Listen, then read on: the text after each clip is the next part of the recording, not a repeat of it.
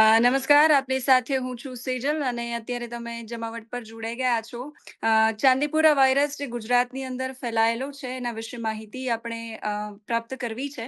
અને એટલે સ્ક્રીન પર તમે જોઈ રહ્યા છો ડૉક્ટર નિશ્ચલ ભટ્ટ, પીડિયાટ્રિશિયન છે, આપણી સાથે જોડાયા છે ને એમની પાસેથી માહિતી મેળવવી છે જે પણ માન્યતાઓ ચાંદીપુરા વાયરસને લઈને છે, લક્ષણો શું છે, કેવી રીતે સાવધાની રાખી શકાય, કેવી રીતે એનાથી બચી શકાય, કેમ કે ટ્રીટમેન્ટ નથી અને વેક્સિન પણ નથી. ટ્રીટમેન્ટ મીન્સ દવા નથી આ વાયરસની કોઈ પર્ટિક્યુલર.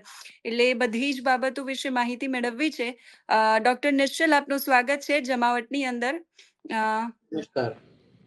સૌથી પહેલા તો સવાલ એ કે બાળકોને થતો આ રોગ છે અને 15 વર્ષથી ઓછી ઉંમરના બાળકોને થાય છે. અ, મહારાષ્ટ્રના ચાંદીપુરા ગામની અંદર આ વાયરસ હતો 1965ની અંદર એ ફેલાયો અને ત્યારે એ ગામના પરથી એનું નામ પડ્યું. આ બેઝિક ઇન્ફોર્મેશન બધાની પાસે છે. આપની પાસેથી એ જાણવું છે કે ચાંદીપુરા વાયરસ બાળકો પર અટેક કેવી રીતે કરે છે, કઈ કેટેગરીનો આ વાયરસ છે? બિલકુલ. સૌથી પહેલા તો તમારો ખૂબ ખૂબ આભાર કે તમે આવું એક પ્રોગ્રામ શરૂ કરવા જઈ રહ્યા છો જેમાં તમે હેલ્થ રિલેટેડ વાતો લોકો સુધી પહોંચાડવાના છો અને હમ આજે આ ટોપિક ઉપર ઇન્વાઇટ કર્યો છે મને, એ બદલ પણ તમારો ખૂબ ખૂબ આભાર. હું પોતે હમ પીડિયાટ્રિશિયન છું. અમદાવાદમાં સેટેલાઇટ પ્રહલાદનગર રોડ ઉપર છેલ્લા 20 વર્ષથી મારી પોતાની હોસ્પિટલ રન કરું છું અને હમ બાળકોને જન્મથી માંડીને 18 વર્ષ સુધી અમે ટ્રીટમેન્ટ આપતા હોઈએ છીએ. હવે હમ આપણે જ્યારે ચાંદીપુરા વાયરસની વાત કરીએ તો આ એક વાયરસ છે અને એ વાયરસ જે છે એ જેમ તમે ઇન્ટ્રોડક્શન આપ્યું એ પ્રમાણે 1965-67માં શરૂઆતમાં આ પ્રકારના વાયરસના ઇન્ફેક્શન જોવા મળતા હતા. એટલે ત્યાંના વૈજ્ઞાનિકોએ શોધ કરી કે આ શું હોઈ શકે. તો એના હમ ઉપરથી એક ગામના નામ ઉપર એનું નામ ચાંદીપુરા વાયરસ આપવામાં આવ્યું. અને હમ એ જેમ આપણે કોરોના વાયરસ હોય છે કે પછી બીજો એડિનો વાયરસ હોય છે કે ઇન્ફ્લુએન્ઝા વાયરસ હોય છે, એ પ્રકારનું હમ એક વાયરલ ઇન્ફેક્શન છે. પણ હમ એ વાયરલ ઇન્ફેક્શનમાં એક એની પિક્યુલારિટી એવી છે કે એ 24 જ કલાકમાં આપણા જે જ્ઞાન તંતુઓ છે એટલે કે બ્રેઇન એના ઉપર હમ સીધું હુમલો કરતો હોય છે. અને એને હમ કારણે 24 કલાકમાં જે પણ બાળકને આ ઇન્ફેક્શન થયું હોય એ બાળક થોડાક સમય માટે આપણને એવું લાગે કે એ જાણે આપણને ઓળખતો નથી, અથવા તો થોડો દિગ્મૂઢ થઈ ગયો છે, અથવા એને સિવિયર હેડેક અથવા તો પેટમાં દુખાવો થાય છે, અથવા તો હમ પછી એને અચાનક જ એ બેભાન થઈ જાય અથવા કન્વર્ઝન આવવાના શરૂઆત થતા હોય છે. અને આ હમ વાયરસનું ઇન્ફેક્શન એવું છે કે જો 100 બાળકોને આ ઇન્ફેક્શન થાય ને તો લગભગ હમ 60 થી 65 બાળકોના ચોક્કસ મૃત્યુ થાય, એટલો ઝડપથી એ ફેલાતો હોય છે. એટલે હમ ડોક્ટરો એનું નિદાન કરીને ટ્રીટમેન્ટ કરે એ પહેલા તો કદાચ આપણે બાળકને ગુમાવી બેસીએ એવી પરિસ્થિતિ થાય. એટલા માટે હમ અત્યારે આપણને આ ચાંદીપુરા વાયરસ વિશે ઇન્ફોર્મેશન મેળવવી અને એના પ્રિવેન્શન વિશે આપણે શું કરવું એના વિશે આપણે ડિટેલમાં વાત કરીએ એ વધારે અગત્યનું છે. હમ. સૌથી પહેલા તો આપે જે રીતે કહ્યું કે બાળકની આપણે સારવાર કરીએ અથવા તો એને બચાવવા માટેના કોઈ પ્રયાસો કરીએ એના પહેલા આપણે બાળકને ગુમાવી બેસીએ. ગુજરાતની અંદર પરિસ્થિતિ સૌથી વધારે કેસીસ કદાચ મારા ખ્યાલથી ગુજરાતમાં નોંધાયા હશે. 150 કરતાં વધારે કેસ તો છે જ ગુજરાતની અંદર અને મૃત્યુ પણ આઈ થિંક 50+ થયા છે.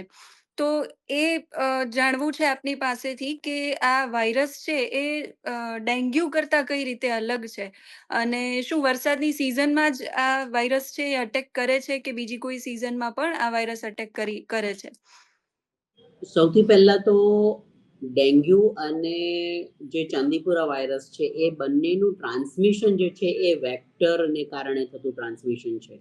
એટલે હમ એડિસ એજિપ્તી નામનું જે ફિમેલ મોસ્કીટો છે એ ડેન્ગ્યુ વાયરસ સ્પ્રેડ કરે છે હમ અને સેન્ડ ફ્લાય નામની એક માખી જે મચ્છર જેવી દેખાય છે એના દ્વારા હમ ચાંદીપુરા વાયરસ ફેલાય છે.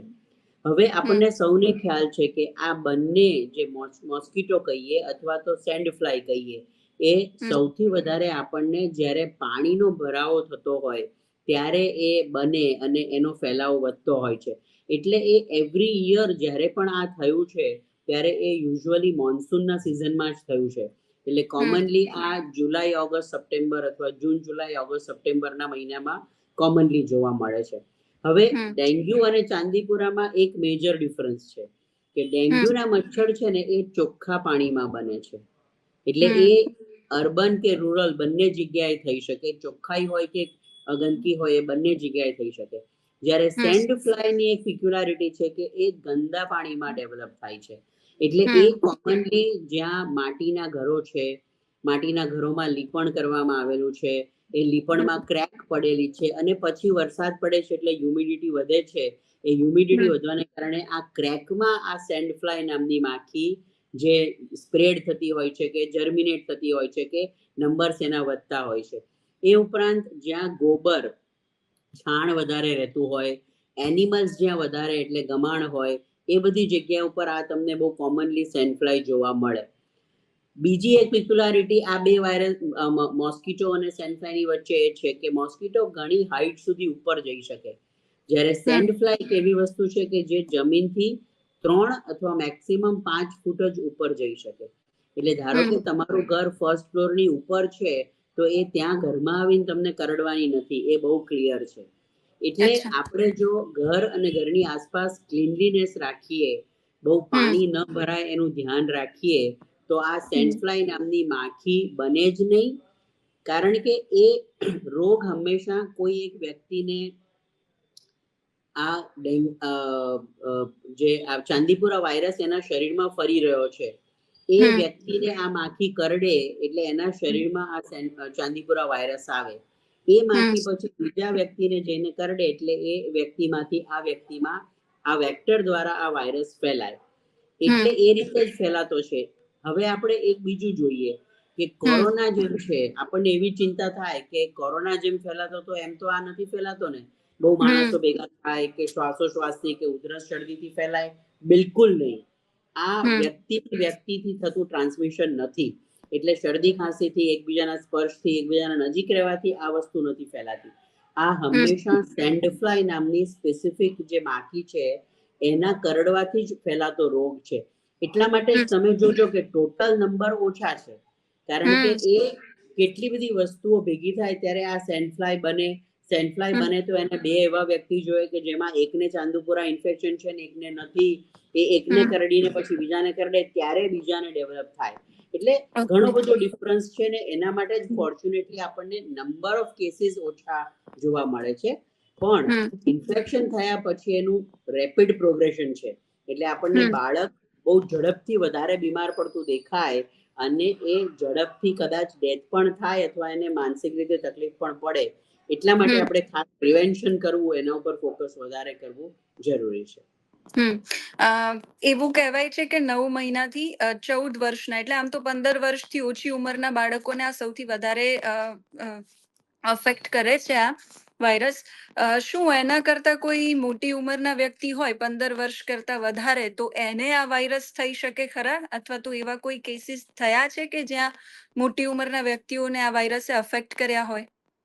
લગભગ એવા કોઈ કેસીસ જોવા સાંભળવામાં નથી આવ્યા. એનું એક હમ મુખ્ય કારણ મને એવું લાગે છે કે જ્યારે આપણે નાના હોઈએ ત્યારે આપણી હમ ઇમ્યુનિટી કમ્પેરેટિવલી ઓછી હોય, પણ જેમ જેમ હમ આપણે મોટા થતા જઈએ એમ એમ આપણને સબ ક્લિનિકલ ઇન્ફેક્શન્સ, એટલે એવા ઇન્ફેક્શન્સ કે જે રોગમાં ન પરિણામે પરંતુ હમ એવા ઇન્ફેક્શન આપણા શરીરમાં જાય કે જેની રોગ પ્રતિકારક શક્તિ આપણા શરીરમાં ડેવલપ થઈ ગઈ હોય, એટલે હમ 14-15 વર્ષ પછી આપણને ધારો કે આવી માખી કરડે અને વાયરસ હમ આપણા શરીરમાં એન્ટર થાય તો પણ એની સામે લડવા માટે ઓલરેડી આપણી પાસે રોગ પ્રતિકારક શક્તિ હોય, એટલા માટે હમ આપણને 14-15 વર્ષ પછી મોટા વ્યક્તિઓમાં આ રોગ જોવા નથી મળતો.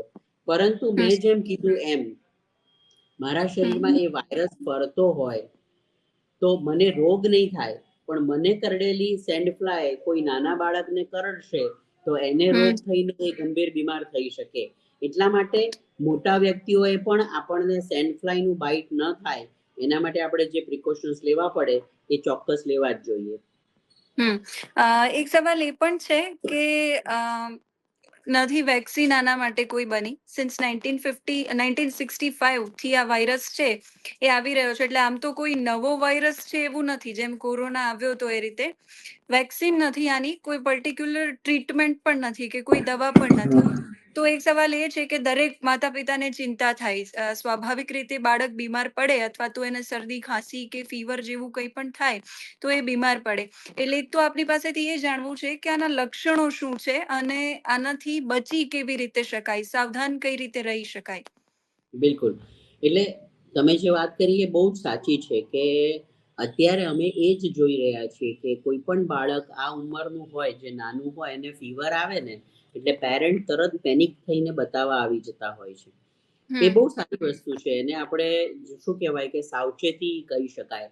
પણ સૌથી હમ અગત્યની વસ્તુ જે અમે પેરેન્ટ્સને કહેતા હોઈએ છીએ કે પ્રિવેન્શનમાં એક જ વસ્તુ છે કે આપણને ઇન્સેક્ટ બાઇટ ન થાય એના માટે આપણે જે મેક્સિમમ પ્રિકોશન્સ લેવા પડે એ લેવાના. તો એમાં શું હમ શું કરી શકાય? સૌથી પહેલા તો હમ આપણે જ્યાં રહીએ છીએ ત્યાં આજુબાજુમાં ગંદકી નથી. જો થાય તો એને આપણે ક્લીન કરાવી દઈએ. પાણી ભરાતા નથી, જો ભરાતા હોય તો એમાં ઓઇલ નાખી દઈએ જેથી મચ્છર કે માખીના લાર્વા એમાં પલપે નહીં, જેથી નવા હમ મોસ્કીટો અને નવી માખી બને નહીં. હમ આપણા ઘરમાં કન્ટિન્યુઅસ મોસ્કીટો રિપેલન્ટ અથવા તો એવું કશું ઇન્સ્ટ્રુમેન્ટ મૂકીને ચાલુ રાખીએ કે જેને કારણે આપણા ઘરમાં પણ એવા માખી મચ્છર ન થાય. એ હમ ઉપરાંત બાળકો છે સ્કૂલે જવાના, બાળકો છે ગાર્ડનમાં જવાના, આપણે એમને બહાર લઈને જવાના. તો જ્યારે પણ આપણે બાળકને બહાર લઈ જવા માટે નીકળીએ એ પહેલા હમ એમને ફૂલ સ્લીવ્સના કપડાં પહેરાવીએ કે હમ જેથી મોસ્કીટો અને માખીને કરડવા માટેની ઓપન સ્કીન ન મળે. હમ બીજું, જે ભાગ ખુલ્લો છે જેમ કે મોઢું છે કે હાથ પગ છે તો ત્યાં આપણે મોસ્કીટો રિપેલન્ટ ક્રીમ્સ આવે છે એ ક્રીમ્સનો લાઇટ એપ્લિકેશન કરીએ. એ ઉપરાંત છોકરાઓ બાળકોમાં લગાડવા માટે રોલોન્સ અથવા તો હમ પેલા સ્ટીકોન્સ આવતા હોય છે કે સ્ટીકર્સ આવતા હોય છે કે જે હમ બાળકોના મોસ્કીટોમાં એક ટિપિકલ સ્મેલ એમાંથી આવે કે જેને કારણે આ બધા ઇન્સેક્ટ્સ એ લોકોથી દૂર રહે. હમ આ જ મુખ્યત્વે આપણે કેર કરી શકીએ કે ઇન્સેક્ટ બાઇટ કે મોસ્કીટો બાઇટ નહીં થાય તો ડેન્ગ્યુ, મલેરિયા, ચિકનગુનિયા અને ચાંદીપુરા આ ચારેય વસ્તુથી આપણે બહુ પ્રોપરલી બાળકને પ્રિવેન્ટ કરી શકીશું. હમ બીજું, બાળકની પોતાની ઇમ્યુનિટી ડેવલપ થાય એના માટે આપણે જે પણ કંઈ કરવું પડે એ આપણે કરવું જોઈએ. એટલે હમ એમાં સિઝનલ ફ્રૂટ્સ, પછી સિઝનલ અત્યારના વેજીટેબલ્સ જે અવેલેબલ છે એ, પછી બધા જ પ્રકારના કઠોળ જેમાંથી બાળકને પ્રોટીન મળે એ આપણે હમ રેગ્યુલરલી બાળકના ફૂડમાં ઇન્કોર્પોરેટ કરવું પડે. હમ દિવસમાં 2-3 વખત બાળકને થોડો હુંફાળો ગરમ પ્રવાહી કે પાણી અથવા ઉકાળો કે એવું કંઈક આપીએ જેથી ગળું હમ એ લોકોનું ચોખ્ખું રહે. અને એ ઉપરાંત એ લોકોની ઇમ્યુનિટી બિલ્ટઅપ થાય એના માટે બાળકોના ડૉક્ટરને મળીને નિયમિત જે રોગપ્રતિકારક રસીઓ જે આવે છે જેને વેક્સિનેશન કહીએ છીએ એ હમ આપણે કરાવતા રહીએ. જો આટલા સ્ટેપ્સ લઈએ તો આપણે બાળકને બીજા બધા રોગ અને આ જે 4 જે ઇન્સેક્ટ બાઇટ થતા રોગ છે એની સામે હમ આપણે બચાવી શકીએ. હવે જે તમે બીજો પ્રશ્ન પૂછ્યો કે આના ચિહ્નો કેવા હોય છે, તો હમ પહેલા 24 કલાકમાં તો એ સિમ્પલ વાયરલ ઇન્ફેક્શન જેવું જ લાગે. બાળકને સામાન્ય શરદી થાય, ઉધરસ આવે, સહેજ ગળામાં દુખે અને તાવ આવવાની શરૂઆત થાય. હમ 24 કલાકની અંદર અથવા 24 કલાક પછી તરત તમને એવું લાગે કે બાળક નોર્મલ બિહેવ નથી કરી રહ્યું, મને હમ ઓળખતું નથી, અથવા તો એ ઘરમાં એમને કંઈક સૂનમૂન પડ્યું રહ્યું છે, અથવા તો હમ એને બહુ સખત પેટમાં દુખીની ઉલટી ઉપકા શરૂ થયા છે, અથવા બહુ સખત માથું દુખવાની કમ્પ્લેન કરે છે, તો આપણે તાત્કાલિક બાળકને તાત્કાલિક સારવાર વિભાગમાં જ્યાં ઇન્ટેન્સિવ કેર યુનિટ અવેલેબલ છે ત્યાં આપણે લઈ જવો જોઈએ. કારણ કે હમ આમાં એડમિટ કર્યા પછી પણ એને સપોર્ટિવ ટ્રીટમેન્ટ જ આપી શકાય, કારણ કે આપણી પાસે આની કોઈ સ્પેસિફિક એન્ટીવાયરલ મેડિસિન નથી.